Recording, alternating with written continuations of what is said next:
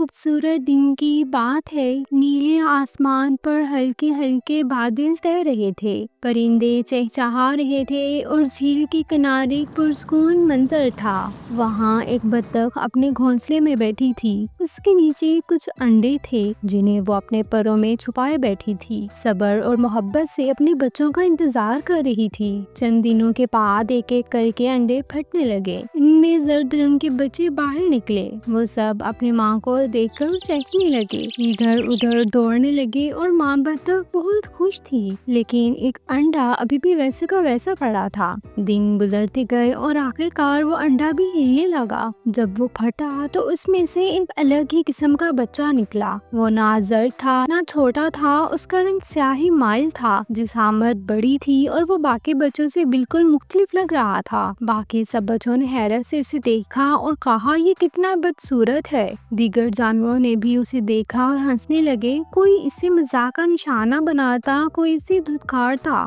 حتیٰ کہ جھیل کے پاس آنے والے پرندے بھی اس سے دور رہتے۔ اگرچہ ماں بطخ نے اسے قبول کیا، لیکن دنیا کی نظر میں وہ مختلف اور بدصورت تھا۔ اس کے دل میں اداسی چھا گئی۔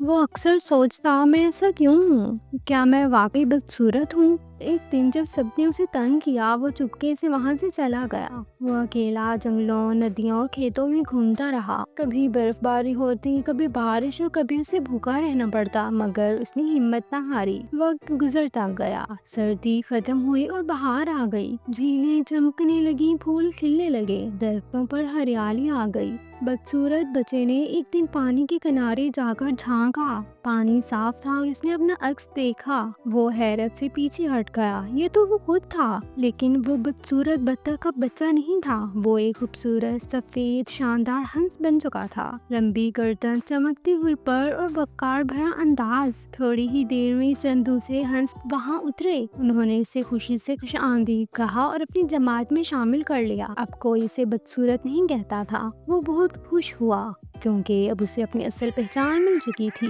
کیونکہ وقت نے اسے خود کو پہچاننے کا موقع دیا تھا۔ تو اس کہانی سے یہ سبق ملتا ہے کہ ہم جیسے نظر آتے ہیں وہ ہماری حقیقت نہیں بتاتا۔ اصل خوبصورتی اندر ہوتی ہے، جو وقت کے ساتھ سب پر ظاہر ہو جاتی ہے۔ صبر، خود اعتمادی اور ہمت سے ہم اپنی اصل پہچان حاصل کرتے ہیں۔